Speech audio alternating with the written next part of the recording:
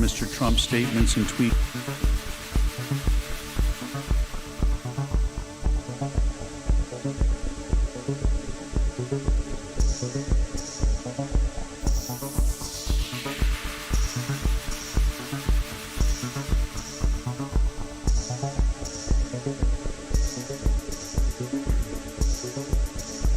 Hey, can anybody hear me?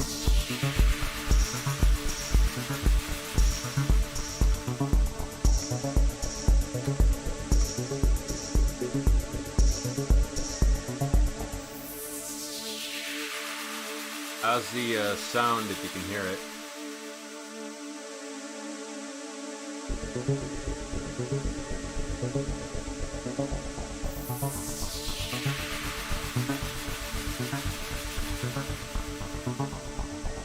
Just doing the normal setup stuff in the background, so it's gonna take a second.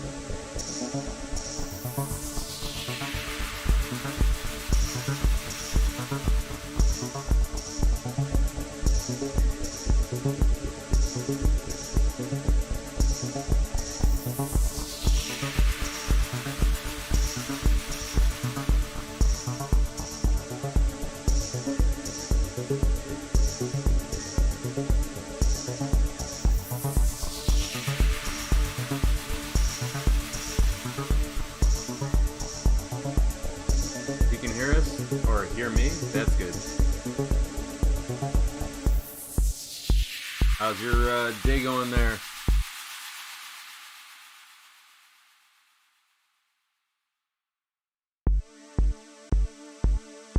Is it Guten Abend?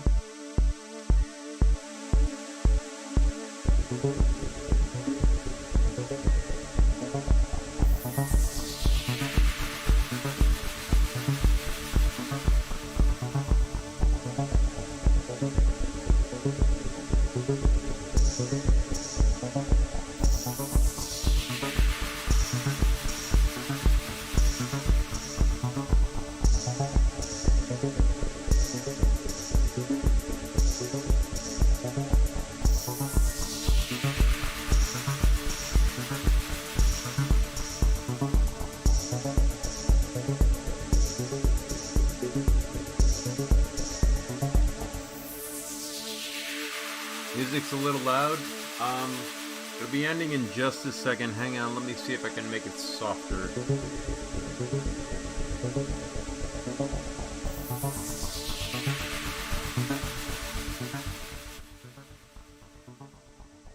Is the music a little bit softer now?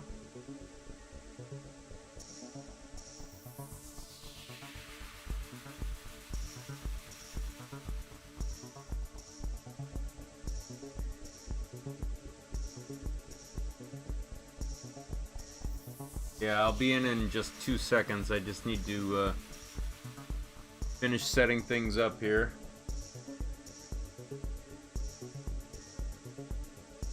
Hard for me to tell the sound without actually opening the live stream, and then you're gonna hear an echo. So I'm kind of avoiding modifying it too much.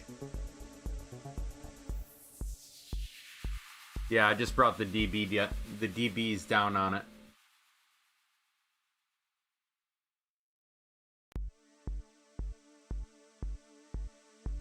You can't hear the music anymore, Derek?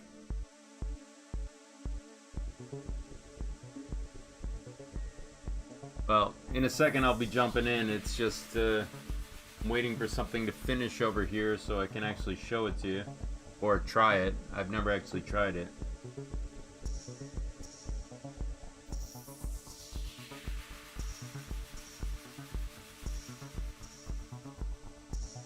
Unfortunately, the thing I'm looking at takes a little bit longer than normal to actually do.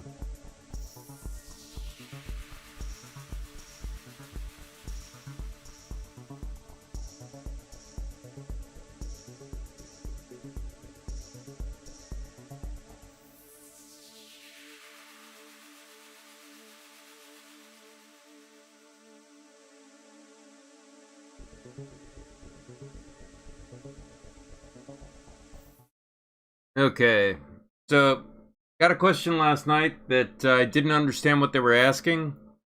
want to actually show you the solution to it. Someone was asking about Marlin scripting, and I wasn't sure what they were asking about. I thought they meant using a script to kick off your build when a new build comes out, which is how we do it when we do continuous integration, like in business. When software is developed, whenever a new change takes place, it can be auto-loaded and tested. So what I wanted to show you is a way to deal with that. So let me just check here what I'm working on here. Okay. So I'm going to bring up VS Code and show you this. So inside VS Code, I'm not sure how well you're going to see this, so I'm going to move it over so I can see what you're seeing. So there are ways to add packages or extensions. And if you click over here and you say Platform IO, you'll get what we currently have installed. These are the two things I do have installed. But let's do Marlin. And they have auto build Marlin. So I'm going to install that and show you what it is. Essentially, it's a way to build. And what it does is you don't have to modify your environment in platformio.ini. So the rationale behind that is a lot of people have trouble finding the correct board type. So now that this is installed, I'm actually going to go over here and I'm going to open a folder.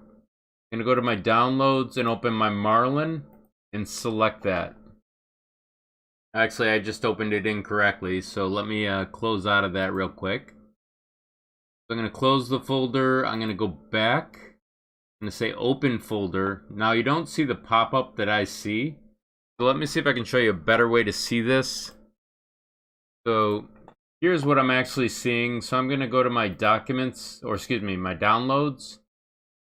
Then Marlin, then my other Marlin. Then I'm going to select the folder. And that'll bring me into the current project. So I know you never get to see that. I have to display it a different way to show you it. But now that we have auto build, we have this M right here. And that M is auto build for Marlin.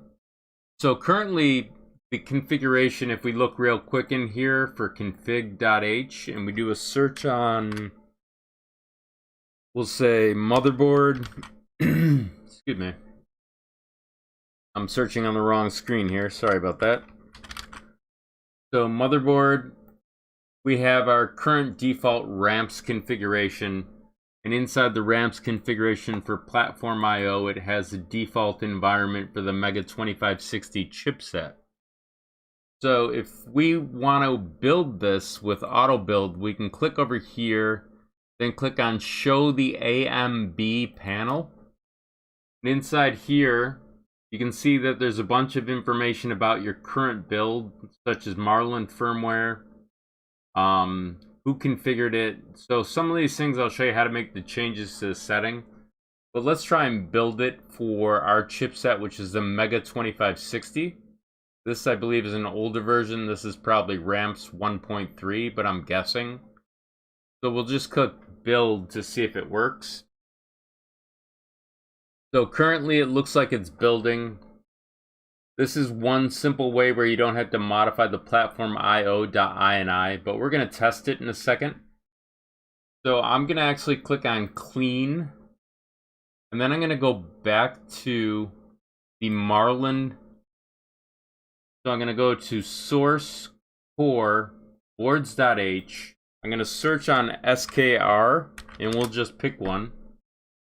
So if you pick one right here and you copy it, and you close out of boards.h and go to configuration.h, you can actually change your board type, and in theory, it will build for you, so you don't have to change your platform IO for your default environment. So I'll show you the default environment currently. So currently your default environment's Mega 2560. That's not the chipset that exists for this one, but we're gonna go over and try it. So we'll click over here, and we're gonna say, well, let's see if we can refresh it. Apparently it's not refreshing very easily. That's new. So I'm going to see if I can close it and reopen it. Last night this worked better, so. Apparently it's stuck. That's interesting.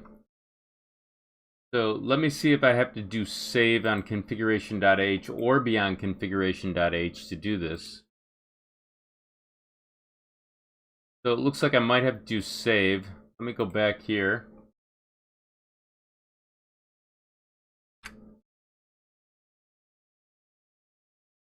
And then click on this again. So now it actually sees it. So after I hit save, and it corrects the actual default environment. So if I go over here, I can then say in here, it's not changed at all. We see that. So if we're in this environment now, we can try a build and see what happens.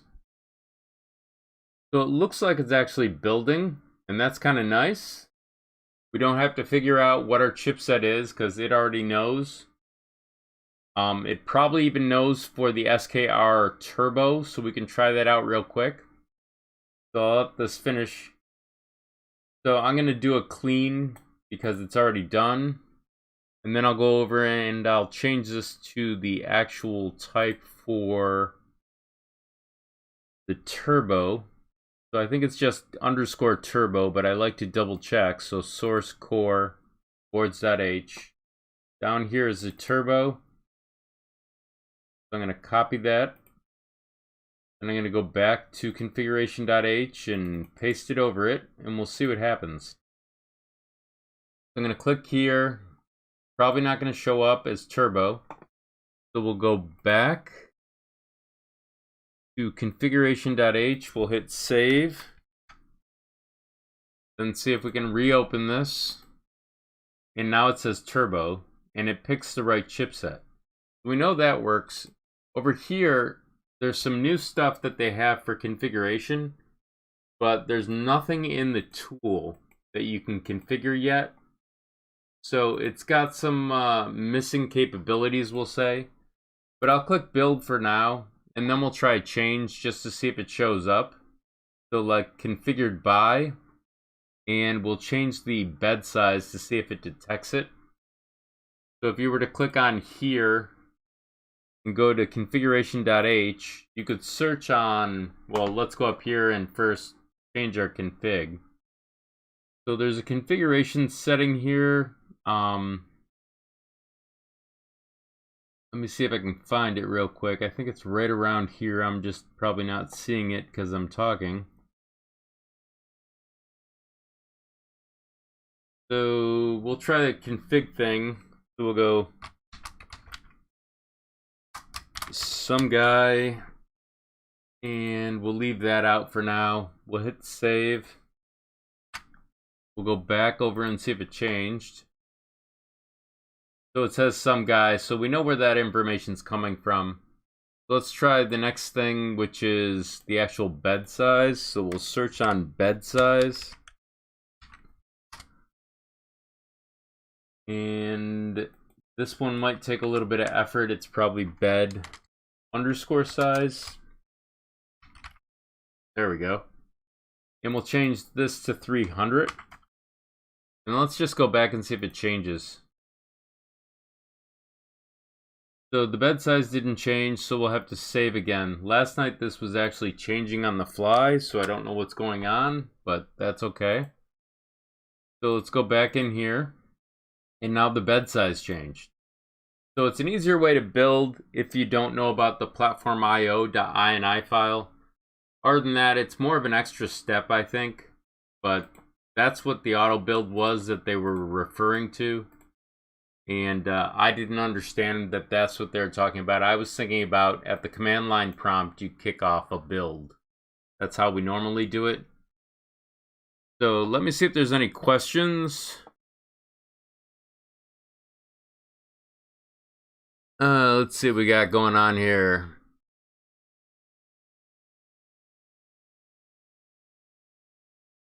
Let's see. Evening all. So I guess on your side of the world, it's morning or evening. Here it's a little quiet, or I'm sorry, it's a little cold. I know a lot of people don't think in terms of Fahrenheit, but our temperature I think is about 10 degrees Fahrenheit, which I think is negative 12 Celsius. So it's a little cool. The windows seem to be pulling the heat out of the room. So, does someone have some questions as to things to do that you haven't seen done before? I'm actually going to be doing another live stream later on tonight, hopefully. Yeah, the UK is probably warmer than us. I'm guessing it's probably about 2 or 3 degrees Celsius, depending upon where you are.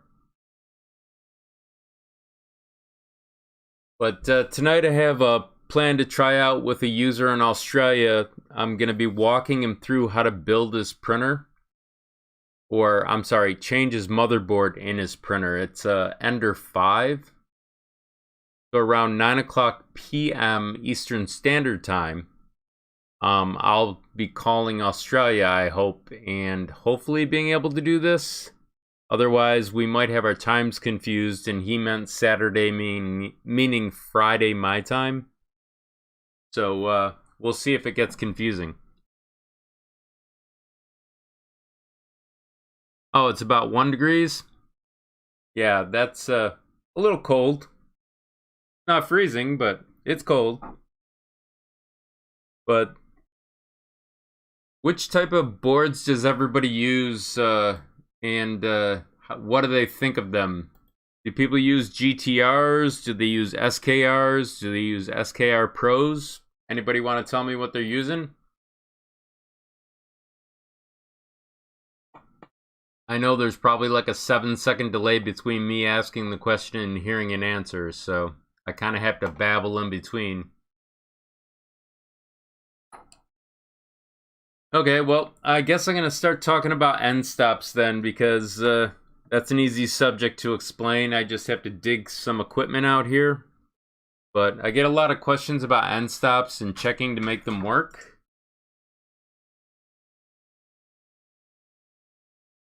Yeah, I have a MKS S Gen 2. It's currently not in my printer, but I know a lot of people have been asking questions about end stops, so I thought I'd talk about this. So I'm going to set it up here so you can see what I'm doing. So let me change the workbench so you can see. So here on the workbench, we're just going to put an end stop down. This one has special electronics on it for smoothing out the signal. There are other types that you can use that are just regular ones, but the simple concept behind this one is signal, ground, voltage. So I'll show you how to look everything up just in case. I'm going to put some putty down so this doesn't move around on us. So I'm going to put this here. And hopefully it'll show up in the video any second here, unless my camera's gotten a little goofy. And my camera seems to have gotten a little goofy, so give me a second to fix it.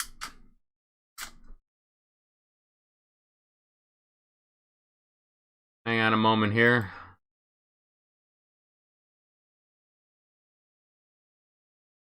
Hopefully you'll see an image in a second.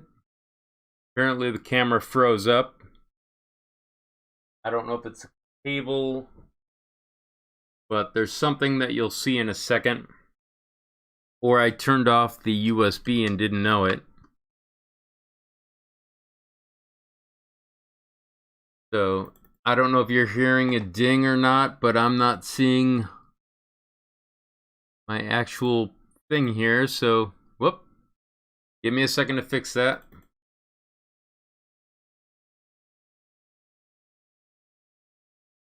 Lovely. I think what happened is my video just died, so give me a second to fix that. I'm going to move you over to something that looks a little bit more warm and cuddly. And I'm going to dig out my other card here. Might be that it overheated.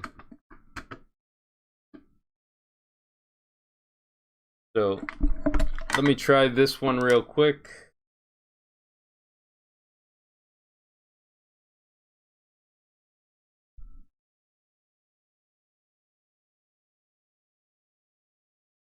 Or it could be that I was messing around with the camera for the stream, and it might still be on in the chat for, that's really weird. Huh, never seen that before. Give me a second to see if I can create a different camera.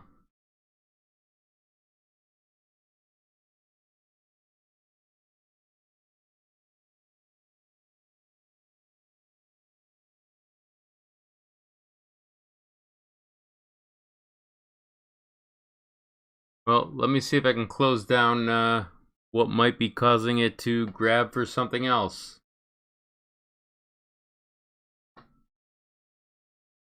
Okay, let's try this again. Apparently, when I turned on video chatting in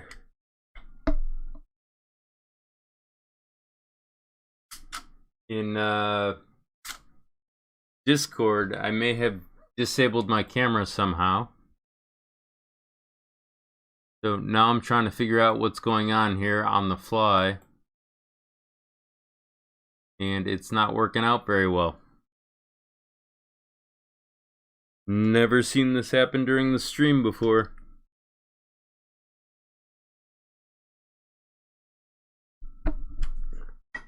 May have to change cables here real quick.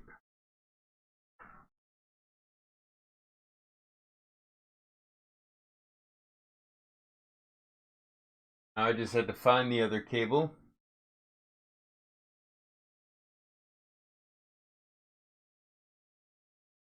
That's not the cable. But if you want to ask questions while I'm doing that, I'll check on them in a second. Need to find equipment.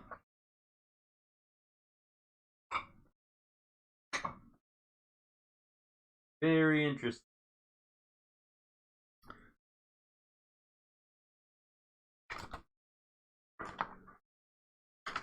Well, I think we're going to have to do the video a different way here, so I'm going to have to change it up on the way that we do it. It's going to take a second to set up. If I can reach the cord. There we go.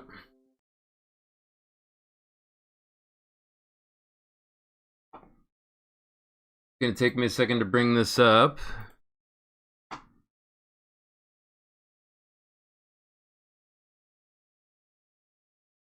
Been a while since I've used this, so there we go. I just have to rotate the image so you can see it now.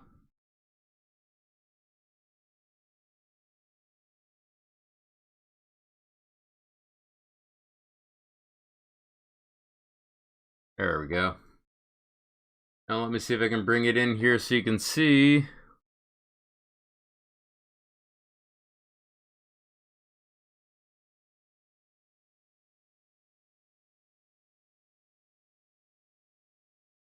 Okay, I'll have to do this a different way. Display capture. Not the way to do it. It's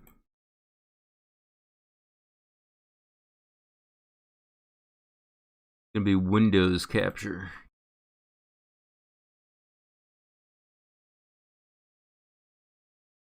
Now I gotta find the window.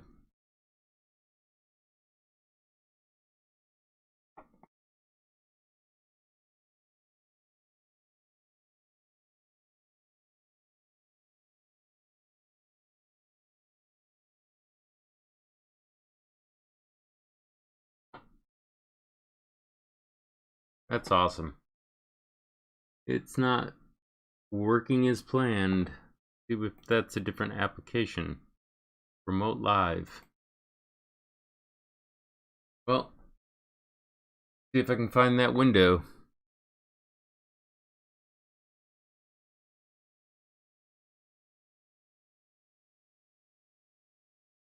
Try refreshing it.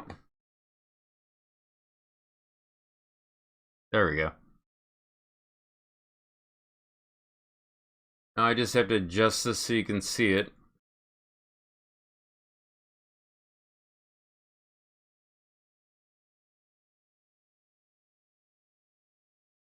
Alt. Drag it over here. This one a little bit. Yeah, I'm gonna pull this up. Hopefully you can see. So now that I have the camera working, the focus is probably not gonna be as good. But what you can see here is the end stop. Inside the end stop, what's going on here is that we're gonna hook it up and see what's going on for how it acts. So we need to go over to the browser real quick. Inside the browser, and I'll check on the chat in 2 seconds. I just have to see what's going on in the browser. We're going to search on BTT GitHub SKR Pro. And let me look at the chat because I know this took a while.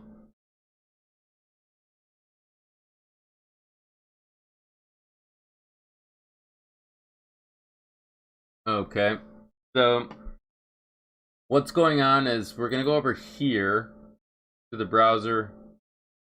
We're not going to go to the SKR Pro version 1.2, even though I have that. We're going to go to the manual for the SKR Pro version 1.1. Hopefully this is it. Or not. The one after it. And inside here, we just want to find where the pins are located and what they are for the end stops. So you see right here, we have E0, E1, E2, and then down below we have X minimum, Y minimum, Z minimum, and the order is voltage, ground, and then the signal pin. So we're gonna go back over and try and hook this up, and I'll re-review what I said a second ago. So inside here, sorry that thing is showing up right now, but I'll take it out when I get more time to look at it. We have voltage, ground, and signal, so green, black, and red. So you don't want to hook this up backwards, and then our end stops are right here. So voltage is on top. You're going to come in like this, and we're going to do the x-axis. So to test this, I have it set to 5-volt power so that we can power it. But we have to load the firmware via a USB drive. So we're going to take this drive out, and we're going to place it in here. Hopefully the correct way. And then we're going to place this in the computer. And we're going to go over to VS Code. Inside VS Code, we're going to go over to, let's see, boards. And we're going to scroll down a little, hopefully. Well, we're not going to see it that quick. So I guess we're going to search on SKR_Pro. And it's right here. So we're going to just copy this real quick. And I'll minimize this.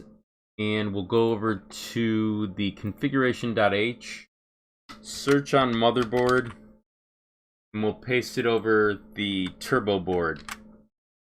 So we're all set there. We do need to set this to -1 as per my habits, I guess. And then we're just going to leave the end stop the way it is currently, so you can see what the current state is versus the change state. So I'm going to change the platform.io.ini. So I'm going to search on SKR_Pro. Just going to copy it right here.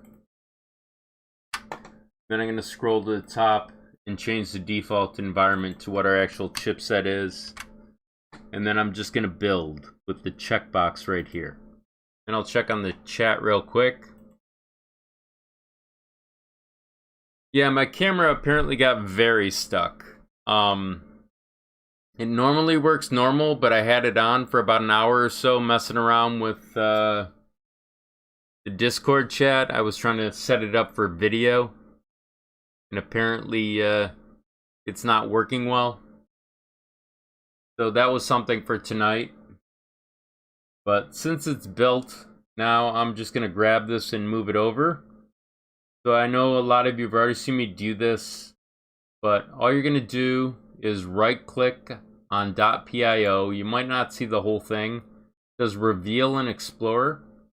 Then it brings up the Explorer page for that. You map down through the .pio to the SKR folder. And I'm going to right click on the firmware.bin. I'm going to send it to the drive. I'm just skipping some stuff so you can see this quicker. I'm going to pop out the drive. I'm going to go over to the SKR so you can see what I'm doing. Go over here. I'm going to pop this out. Place this in here, and this will load the firmware when I plug it in. So it's right now set to USB power for the jumper. So now if we were to go over to Pronterface, we could see what's actually happening. Let me check on Pronterface here. Apparently the camera's not showing up. So let me see if I can fix that too. Maybe I can get the other camera to work.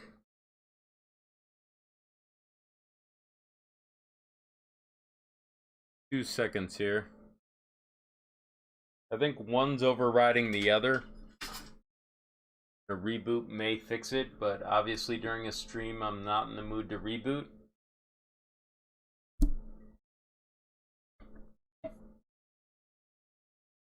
Or what happened is my port broke on my camera and I can swap cameras, but I don't think that's the optimal way to do this.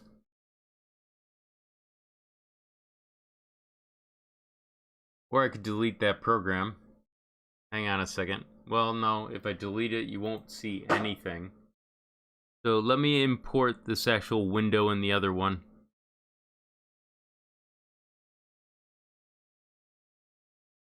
Give me 2 seconds to bring it in. Let's see, Windows capture. And I'll bring the camera back up in 2 seconds.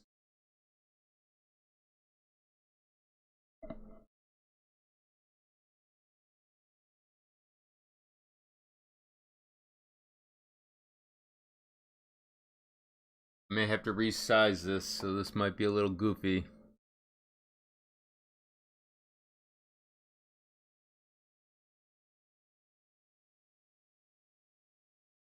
Where's the EOS?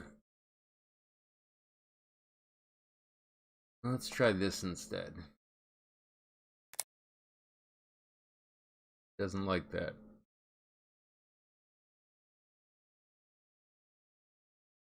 Apparently I took a picture of nothing, if that makes you laugh. EOS Live Utility.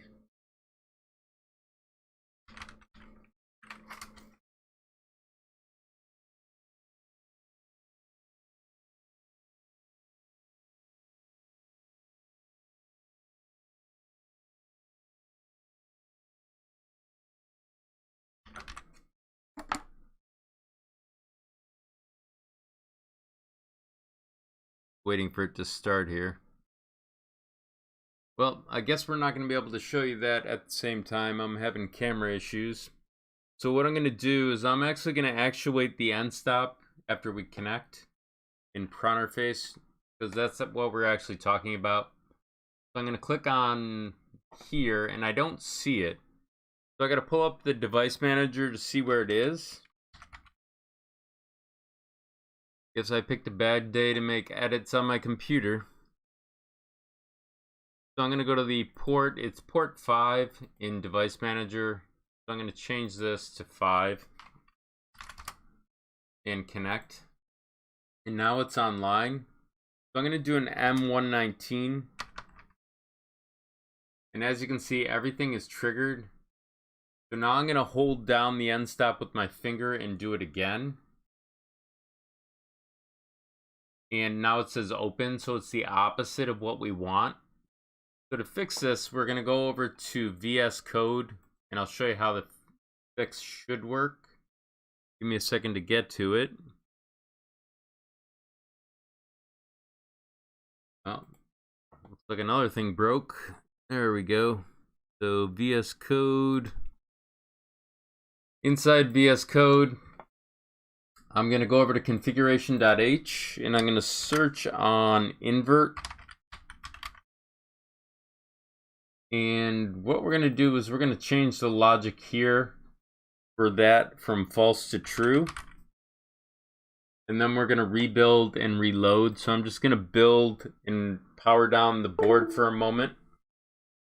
Going to grab the USB or SD card and put it in the USB converter and paste or place this in the computer. And I'll check on the chat. I know I'm having horrible video problems here.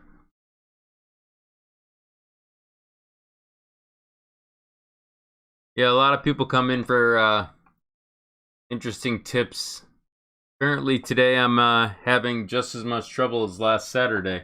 So I'm going to go over to the .pio folder again. I'm actually going to reveal an Explorer. So I'm going to right click, and I'm not sure if you're seeing it, but I'm just going to do this quick. I'm going to send it to my drive. And then I'm going to plug it back in. You've already seen me do this step and the camera's not working, so hopefully you can reimagine that. I'm going to place it back inside the SKR Pro, power it up, it's flashing, and I'm going to go back over to Pronterface, and I'm going to reconnect. Okay, so it's back online. We'll do the M119. As you can see, the logic is flipped. Now I'm going to hold the end stop down with my finger and do it again. Now it says triggered. So when there's nothing connected, you're going to see that it's triggered because there's no circuit there. In this case, when we take our finger off it and we've inverted the logic, it now says open. That's going to be the opposite for other types of end stops, such as ones that are just a basic switch. So it creates a circuit. And you're going to connect normally to the ground and signal pins for that. You're not going to use the voltage pin because you'll burn your board up. So let's see if we have any questions I can answer in software today, because the hardware is playing with my head again on Saturdays.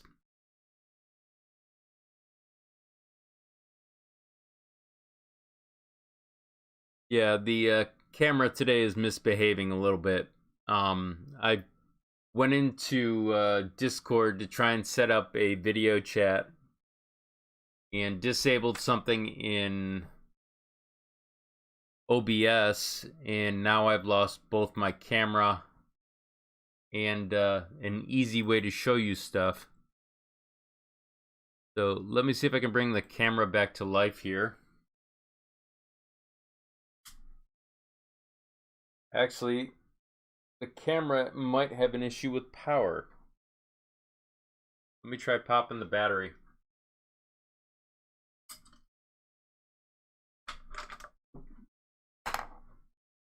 And now I gotta find a battery. Hang on, I gotta go grab one. Or, no, I know where it is.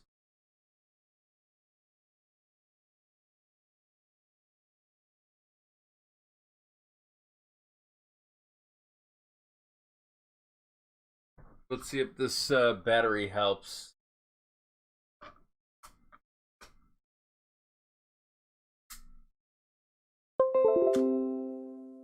Well, camera's back online, but now I gotta change it over.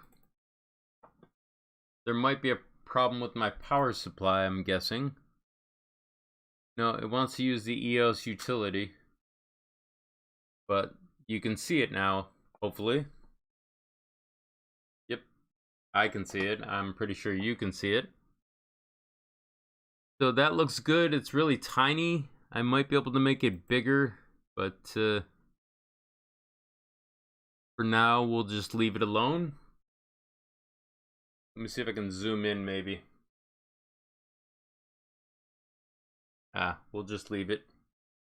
So I'll show you the other end stop. Let me just check on the chat to make sure I haven't missed a question.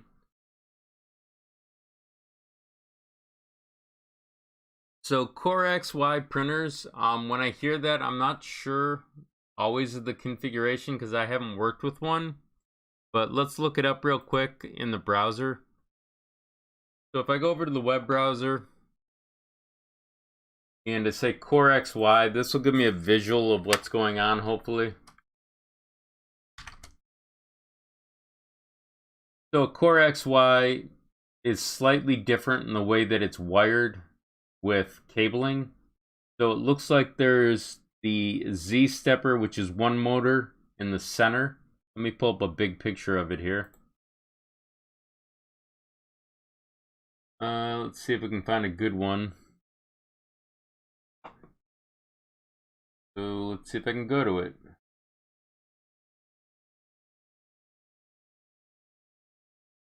Okay, inside here, you can look around the printer. You can see that there's a drive for the X-axis, or excuse me, Z-axis right here. And then the X and the Y are up above. They're belt driven, so it's pulling them and pushing them. So it is similar in some respects. What I was probably thinking of was the type of printer for a scalar, or not a scalar type, but the 3-axis one.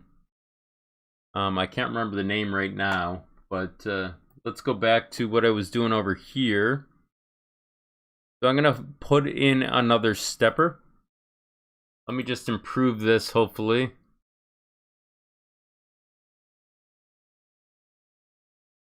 Apparently my view is horrible and I can't seem to... Oh, maybe I can. There we go.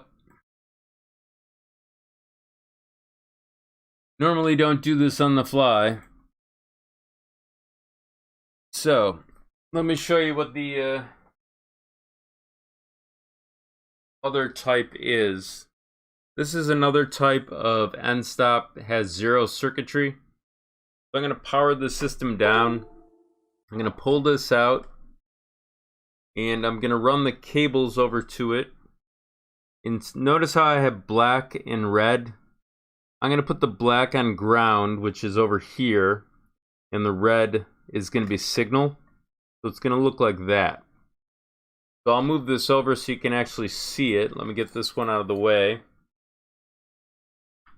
This one will act different from the one we just did. So I'm going to place this down on the putty, hopefully where you can see it. And I'm going to power this back up and reconnect in Pronterface. Let me see if I can bring the camera back online in Pronterface. Yeah, there's one there. So in Pronterface, what we're going to do is we're going to reconnect. So disconnect, reconnect. We're back online. We'll do M119. And as you can see, it says triggered. Now I'll trigger it with my finger and do it again. Now it says open. So this is the opposite. So the fix for that's just putting it back to normal. So I'll show you what I'm talking about. You go back to VS Code. Inside VS Code, you change this logic back to false. And then recompile and reload. That's how you solve the issue. This is actually a simpler one to work with. I know on the Creality or the Ender 3, it's slightly different. You have to look at the end stop. They have it wired differently, which makes me nervous. But I don't want to say what it is without looking at it myself and trying it, because I know it's a great way to cook a board if you don't pay close attention. So let me check on the chat, see what's going on. Okay.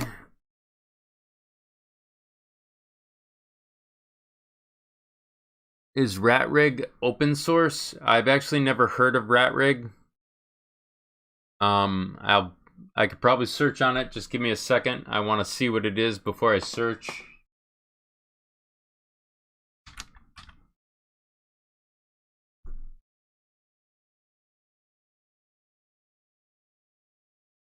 The RatRig firmware.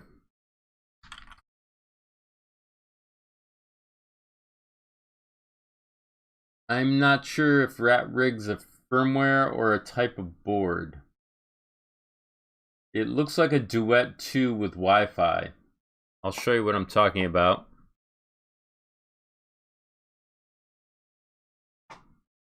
So this is what I found for RatRig. I think it's the website, but this is actually, see if we have anything on RatRig.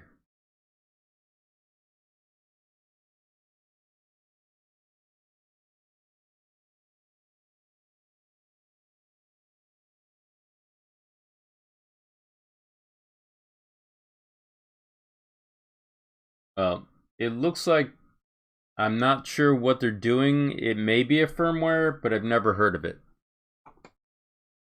I know there's other ones out there like Repetier, and there used to be a really old one that begins with an S that I can't remember the name of. It's what Marlin's based off of, I think. But let me check on the chat again here.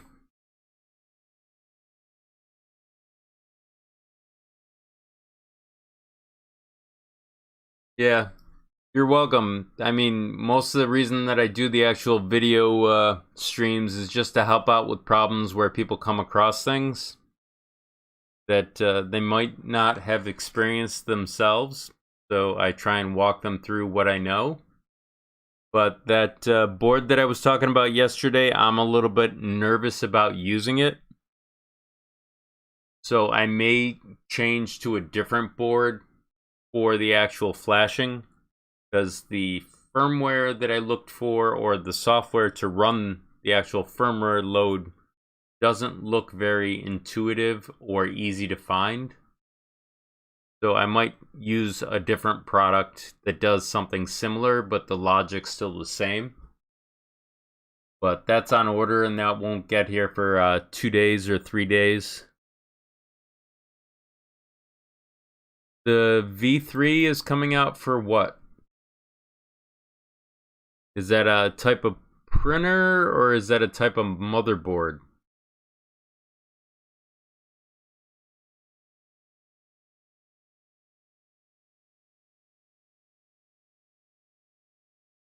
Let me see if I can look up the V3 real quick, because I'm not sure what this is.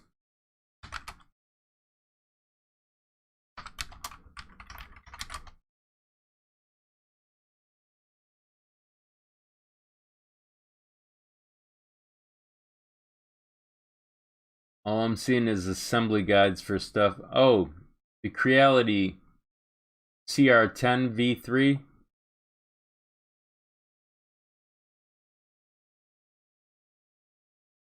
So essentially, it's just another printer.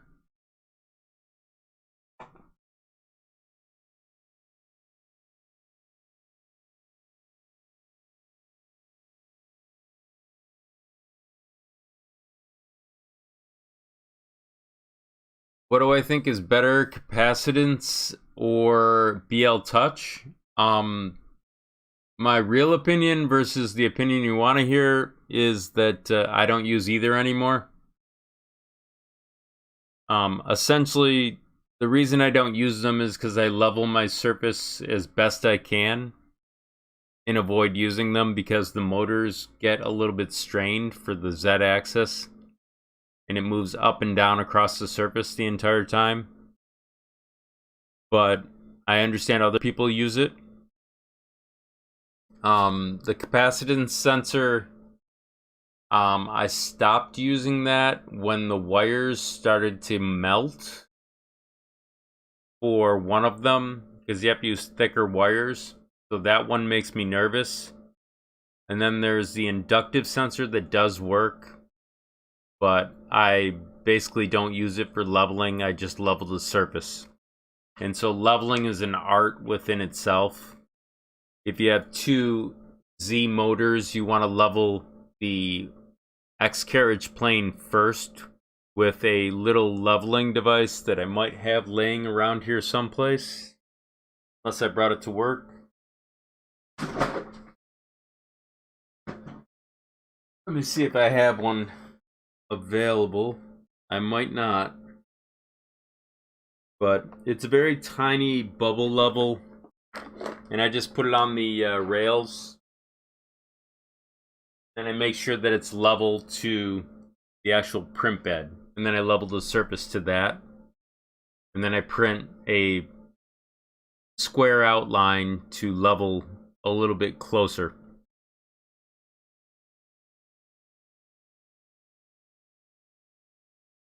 I'm not sure what an artillery sidewinder is, but let me look it up because I've never heard of this before.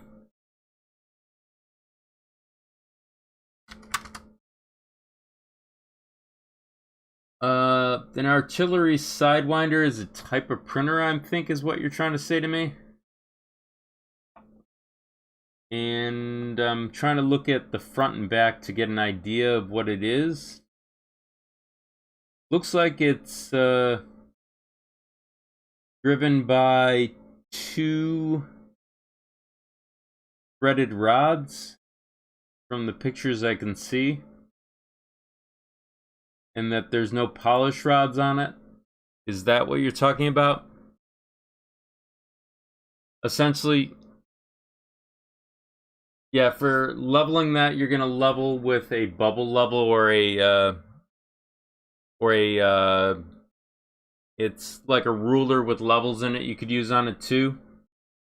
And basically you get the bubble level center, and then you know that your X carriage is parallel to the ground, and then you bring it down to your surface and level your surface to that, and then you print squares and level it even more. So it's refining the leveling as you go. But I have become a big fan of the heat bed plate. That's where you put the magnetic surface down, and then there's another magnetic surface that goes over the top. I'll show you a picture of what I've got for one. Actually, I have several. Actually, I have more than several, but now I gotta figure out where I placed it because I thought I left it out here, but I can grab one from the other room. Hang on.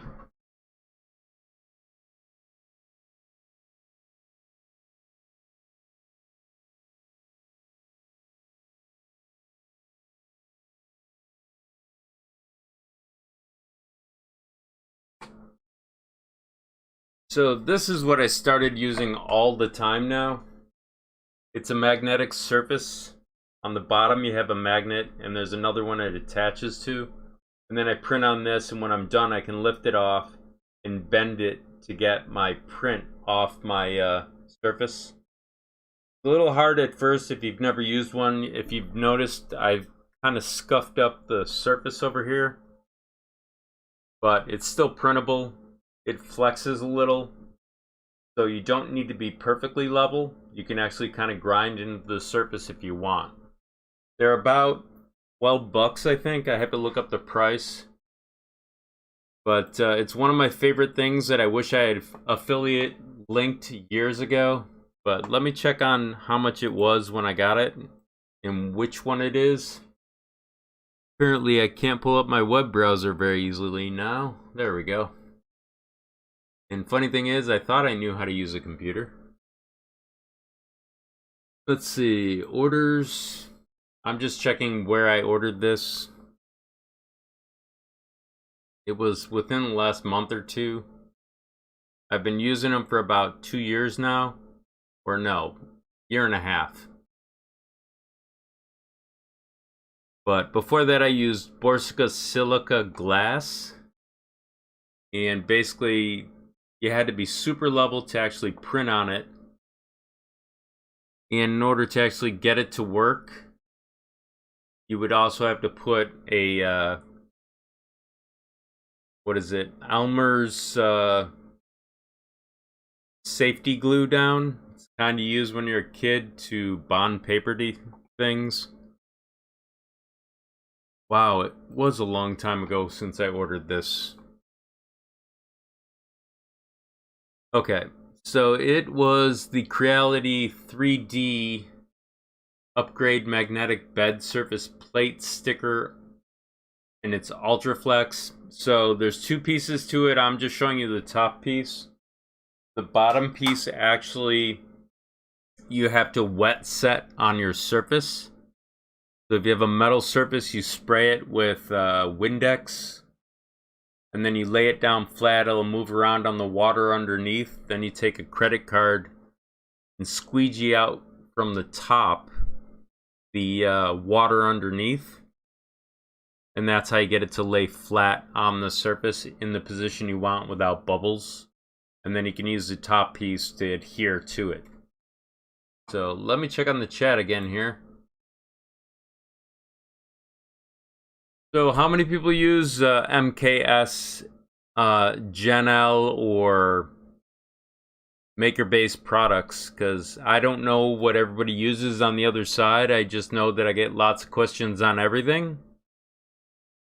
And essentially they're all the same thing, just laid out on a board differently.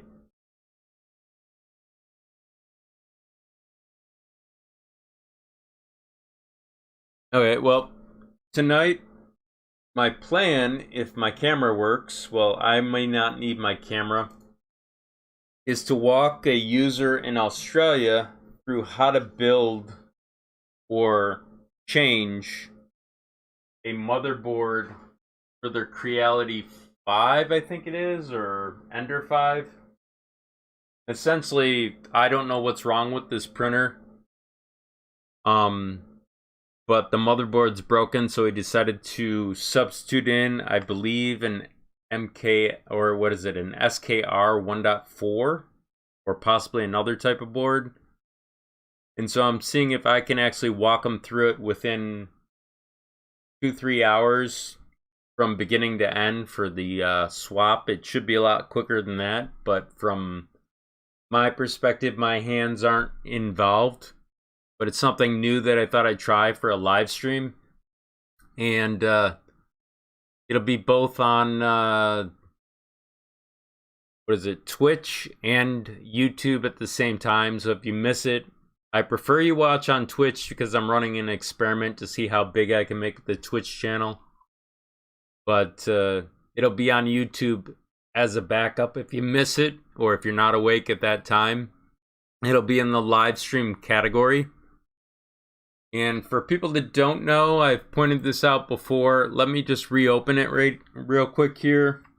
I had to close down my Discord on this computer while I was doing this, or minimize it. But on my desktop here, I have Twitch, and essentially everyone's in open chat and they're having conversations about what they're working on. If you have any requested videos that you want, inside my Discord, there is a YouTube request. And so people like to post what they'd like to see me work with. So if you want to do that, some of these take some time for me to work out before I actually do videos on them. But this is where the YouTube request would go. I will be doing more GTR videos. I've been waiting for Big Tree Tech to respond to me. So hopefully sooner or later, they'll actually let me know what's going on. But let me bring this camera back in focus. Yeah, the image quality with the current way I'm running the camera is horrible. But I might be able to switch back to the other one now that I know what the issue is. I think it's my power supply. I was running direct power to the camera and I think it just died. But I can show you how to test that, or at least how I think you're supposed to test that. Let me just bring it over. This is the thing that I put in my camera to power it. And I use my multimeter to see if we get any current out of it, or voltage, excuse me. So I'm going to set it to volts. I'll place this right here. And I don't know which lead I'm testing, so I might set my voltmeter on fire, or at least damage it if I do this wrong, or not. But I'm going to guess by looking at this closely. So it looks like the positive and negative are down in there. So negative is going to be ground. Positive is going to be here. So the leads might be out here for power. So it looks like it's giving me about 4 volts. So it might not be totally broken, but something's going on. I think it's supposed to be either 5 or 12. So it might be busted. But I've gotten a lot of use out of it in the last 6 months, so I can't complain. But I'll just have to order another one. But at least we know what the problem may be. If that's the case, it might also be that I damaged the cord by bending it. Let me look on the chat and see what's going on here.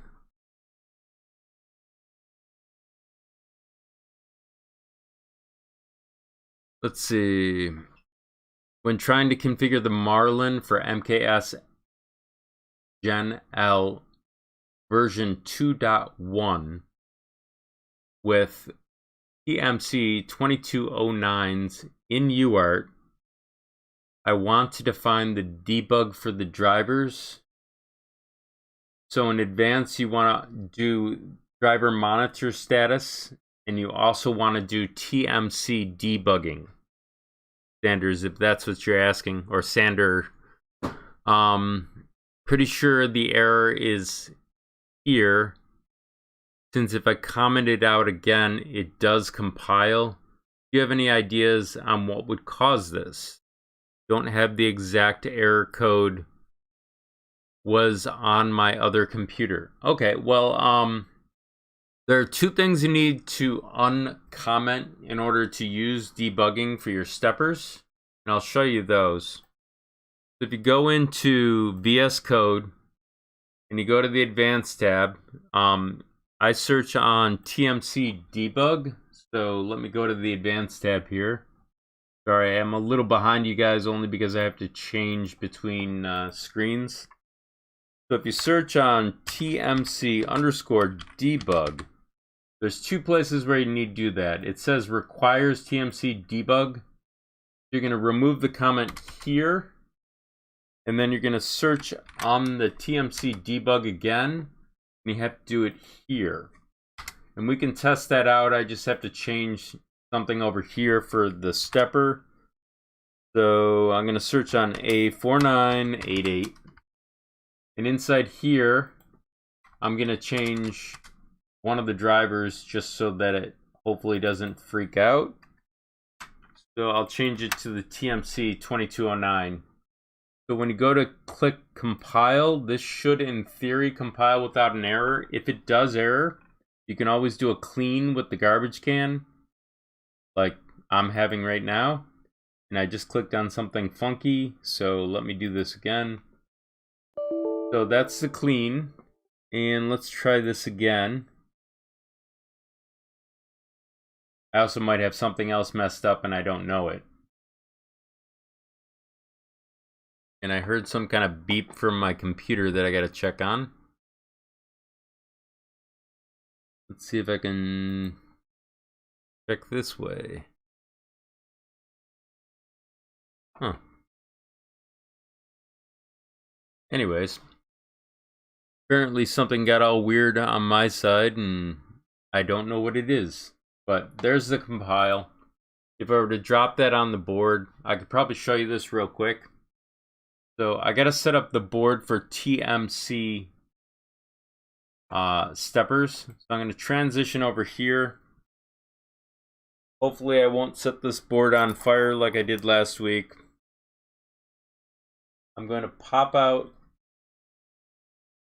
all these jumpers. They're not all supposed to be there, by the way. I think I added an extra one by accident. So the UART jumper is right here. I'm going to put a jumper on it. Make sure I didn't drop a jumper anywhere. Like right over here. And then I'm going to get a stepper out. I know this is a different board, but it's the easiest way for me to show you. So I'm going to line these up according to their colors and also their pins. And I'm going to drop it into place. Next, I have to wire this up, so I need a second to figure out what I got here. So I got a power supply that involves, this is the stepper supply for the power for the steppers, and then the board logic. Now, this one I can't see the colors, but I think it goes positive, ground, positive, ground. So let me get out the screwdriver. I'm running 12 volts on this power supply, only because 24 volts makes me nervous as of last week again. I know it's not a rational thing, but right now I'm trying to keep the cost down because it gets rather expensive when you blow up $75 boards.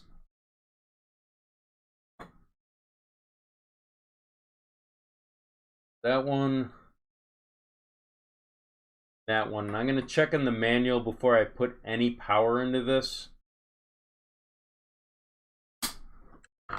So let's go over to the operating manual of it and see what we have. So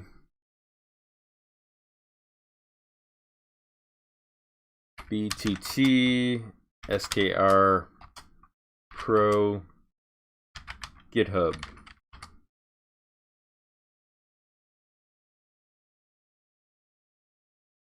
Click on the GitHub, go to repositories, SKR Pro, open the folder.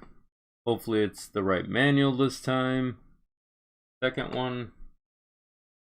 Scroll down real quick. Sorry, I'm giving some people seizures moving this quick. So right here, they're talking about step drive. They're showing what the pin is for it, or pins for jumping. Here's UART mode, and it's saying the 1 pin, so we're good there. Now I'm going to scroll up and I'm going to double check the actual power. That's not a very good diagram, so I'm going to go here. So it says voltage ground, voltage ground. Looks like I'm hooked up correctly. So we're going to go back over to the workbench here. And I'm going to find the correct plug for the power. And I'm going to load the firmware first on the drive before I touch anything. I also have to move this over to the correct jumper position because it's powered now by the PSU power, or power supply unit. So let me compile this, or copy it over, because I think I already compiled it.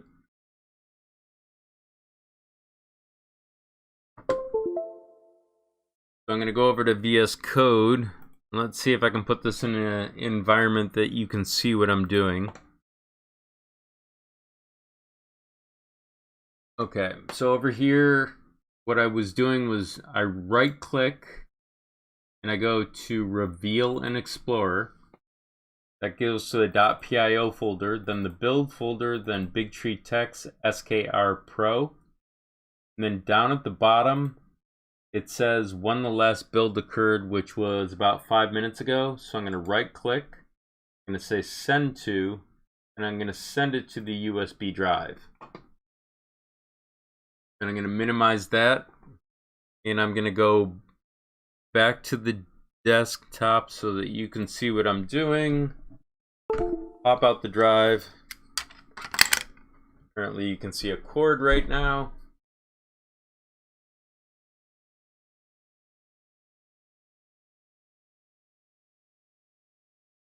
Pop that in there.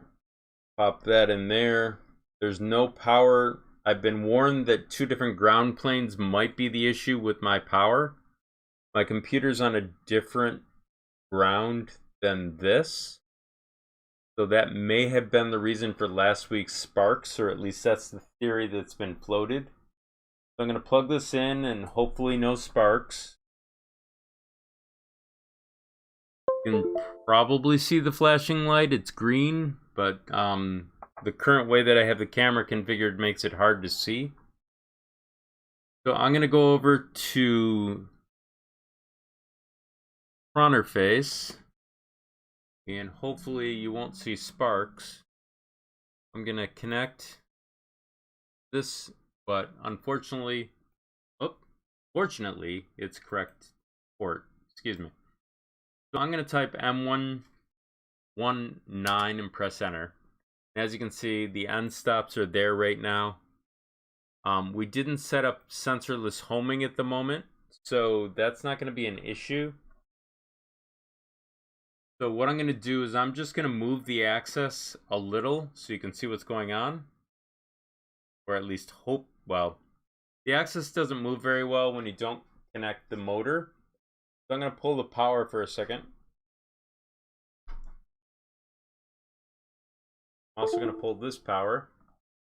I'm going to connect the actual stepper. So hopefully this still won't spark. But now I got to feel around because I can't see. Okay, that's in place. Plug this back in. And plug this back in.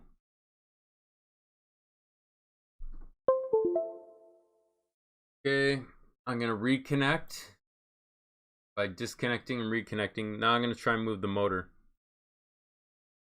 So it moves.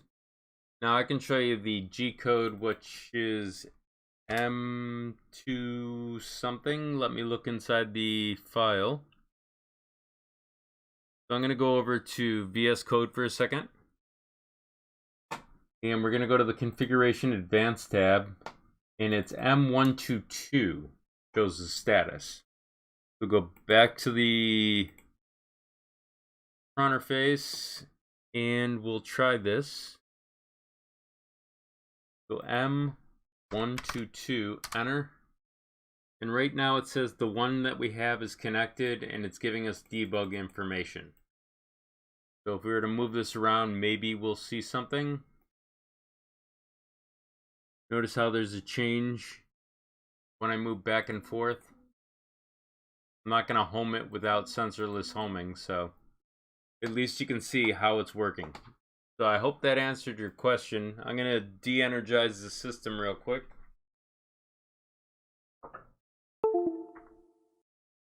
See if there's anything else I can answer today.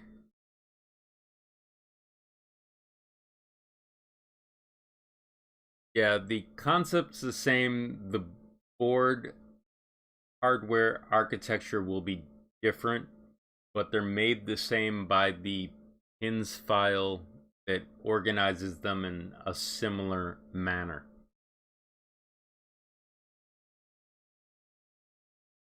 So right now for TMC 2209, I use it as UART.